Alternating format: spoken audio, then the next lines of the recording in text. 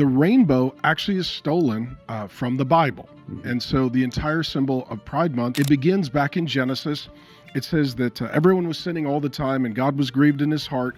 So God sent a flood and drowned everybody. The only people that survived were Noah and his family. And so they get off the boat, and then God puts a rainbow in the sky, and that was his way of saying, I'm not going to destroy sinners for wrongdoing in this same fashion or to this same degree ever again.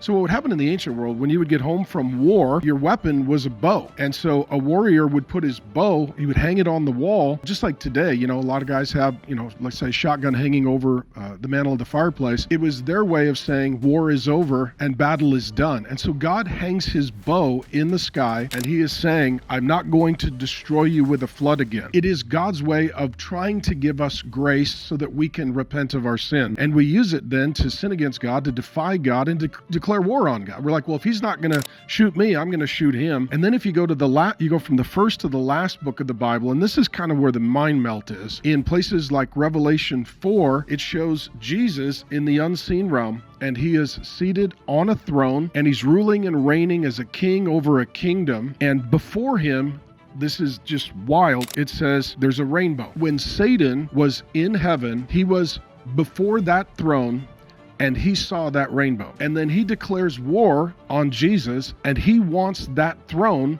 and he wants to sit on that throne, and he wants to see that rainbow. He loses the battle. He's cast down to the earth. He wins the battle to be the God of this world, the Apostle Paul says. So now his kingdom is earth. So somewhere on the earth, Satan is seated on a throne, and what he wants to see is the rainbow. And it's a counterfeit of what he saw in the presence of Jesus Christ in heaven. And it's his way of mocking Jesus' authority, because there's a throne there, there's a throne here, there's a rainbow there, there's a rainbow here. And this is his way of mocking God. And so if you are a Bible-believing Christian, you understand the spiritual significance of all of this. And that is that by participating in Pride Month and letting your children witness the symbol, you are putting them under spiritual oppression, and you're opening them up to demonic influence, which is why we have an entire generation that is trending toward mental health issues, perversion, transgenderism, self-harm, and mutilation.